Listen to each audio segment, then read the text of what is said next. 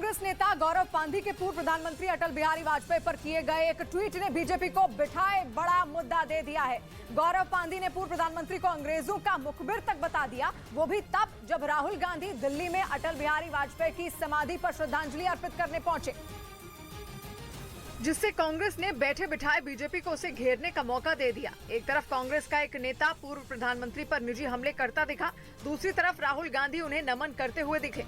BJP ने आरोप लगा दिया कि कांग्रेस बुरी तरह कंफ्यूज है। स्पष्ट तरीके से अपनी भूमिका रखनी होगी कि हम माफी मांगते हैं और गौरव पांधी के जो विचार है वो कांग्रेस पार्टी के विचार नहीं है। कांग्रेस पर हमले का मौका बीजेपी को तब मिला जब राहुल गांधी देश के कई पूर्व प्रधानमंत्रियों के समाधि स्थलों पर उन्हें श्रद्धांजलि देने पहुंचे। उन्होंने पार्टियों का अंतर मिटाकर अटल बिहारी वाजपेयी को नमन भी किया, लेकिन उनकी ही पार्टी के नेता गौरव पांधी ने राहुल की कोशिश पर पानी फेर दिया। हालांकि कांग्रेस ने सफाई देते हुए इसे गौरव पांधी की निजी राय बता दिया। किसी ने किसी सोशल मीडिया प्लेटफॉर्म पर क्या कहा, जो कि अब डिलीट भी हो चुका है मेरी जानकारी के अनुसार, मुझे नहीं लगता वो चीज मायने रखती है। गौरव पांधी ने अटल बिहारी वाजपेयी के खिलाफ किया ट्वीट विवाद बढ़ने के बाद डिलीट कर दिया था, लेकिन बीजेपी की मांग है कि गौरव पांधी पर कांग्रेस को कार्रवाई करनी चाहिए।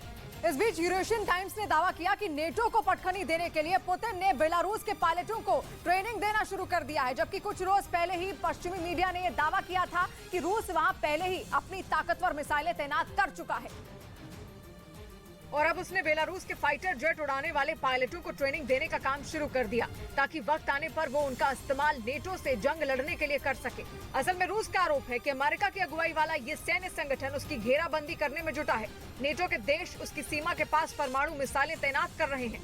और इससे पहले बेलारूस ने ये भी आरोप लगाए थे कि नेटो के फाइटर जेट उसकी सीमा के पास चक्कर लगा रहे हैं। इस दौरान 19 दिसंबर को पुतिन ने बेलारूस का दौरा किया, जिसके बाद ये तय हुआ कि रूस बेलारूस के पायलटों को ट्रेनिंग देगा। मतलब ये कि अगर नेटो की सेना जंग में कूदी तो पुतिन उसे पछाड़ने की पूरी तैयारी कर चुके हैं। और इधर उत्तर प्रदेश के रामपुर में पुलिस ने धर्मांतरण के आरोप में पोलूस मसीह नाम के एक पादरी को गिरफ्तार किया है। आरोप है कि वो 100 लोगों का धर्म परिवर्तन करने वाले थे, जिसके लिए बकायदा टेंट लगाया गया, जहां लोगों की भीड़ के बीच पादरी भाषण देते नजर आए।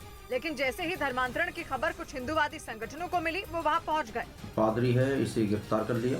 आरोपी पादरी के खिलाफ जबरन धर्म परिवर्तन करवाने से जुड़े कानून के तहत केस दर्ज किया गया। और उधर आर्थिक बदहाली के सबसे बुरे दौर से गुजर रहे पाकिस्तान में लोग अब आटे के लिए तरस रहे हैं। मतलब वहां के लोगों के सामने रोटी का संकट खड़ा हो गया है, जबकि कुछ रोज पहले ये खबर आई थी कि पाकिस्तान के पास सब्जियां खरीदने तक के पैसे नहीं बचे हैं और अब वहां आटे की कीमत आसमान पर पहुंच गई है। हालात इस कदर बिगड़ गए हैं कि वहां आटा खरीदने के लिए लोग एक दूसरे से मारपीट पर भी उतारू हैं। पाकिस्तान के अलग अलग शहरों से जो तस्वीरें सामने आई, उनमें आटा खरीदने के लिए दुकानों के बाहर लंबी लंबी लाइनें लगी दिखाई दी। कुछ जगहों पर तो लोग आटे के लिए एक दूसरे से भिड़ते हुए नजर आए। ये हालात सिर्फ 1 या 2 शहरों में नहीं, बल्कि पाकिस्तान के ज्यादातर शहरों में दिखाई दिए। पाकिस्तान ब्यूरो ऑफ स्टैटिस्टिक्स के मुताबिक इस वक्त वहाँ 1 किलो आटे की कीमत 150 पाकिस्तानी रुपए हो गई है और 20 किलो आटे की बोरी 2500 रुपए में मिल रही है।